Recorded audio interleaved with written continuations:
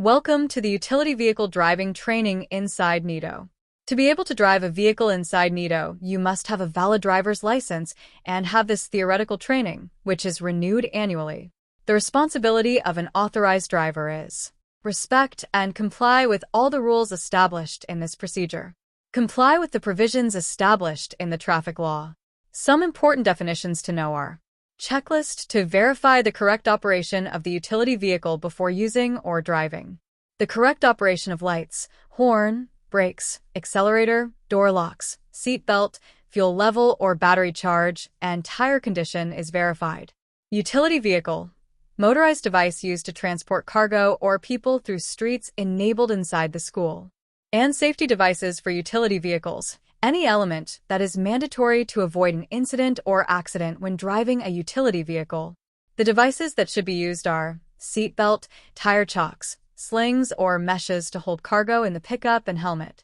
The risks associated with driving vehicles are shock and/or collision during movement, crash and/or collision due to poor visibility in adverse weather conditions, overturning, entrapment of hands when opening or closing doors, changing tires or intervening in the engine, burns from handling hot engine elements, doors banging when opening and closing them, falls from the same level when approaching the vehicle, injuries due to overexertion resulting from a sustained posture or when handling loads towards the vehicle, exposure to UV radiation, burns from handling hot engine elements.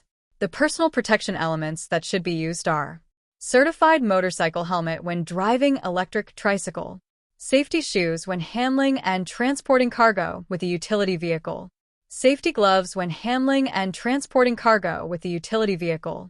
The types of utility vehicles that exist in NITO are: the Gator that uses diesel fuel has a seat belt and anti-roll mesh. The maximum load capacity in the pickup is 1,500 kilograms. The truck that uses diesel fuel has a seat belt.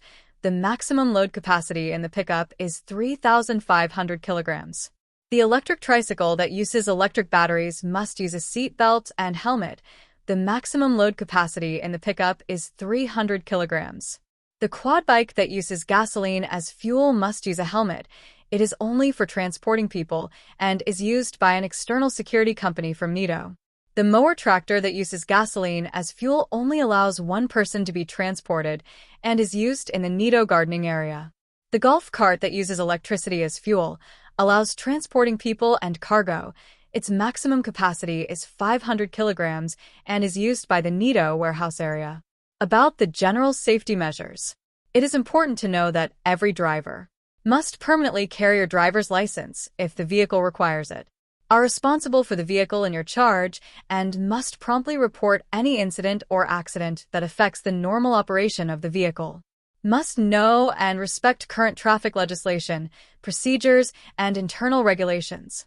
Must respect the maximum speed allowed, 20 kilometers per hour, parking areas inside the school, authorized transit areas, and avoid transfers at times with greater student traffic.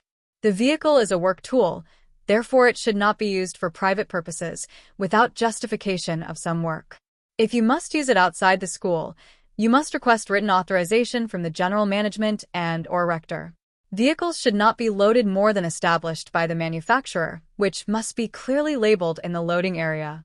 The use of non-powered utility vehicles should be limited in adverse weather conditions such as snow, slush, ice, or frost. When parking on a slope, you must ensure that the tires are facing the road surface. Activate the handbrake if it has one, leave it engaged, and, in addition, use chocks if required. The seat belt must be used at all times if the vehicle has.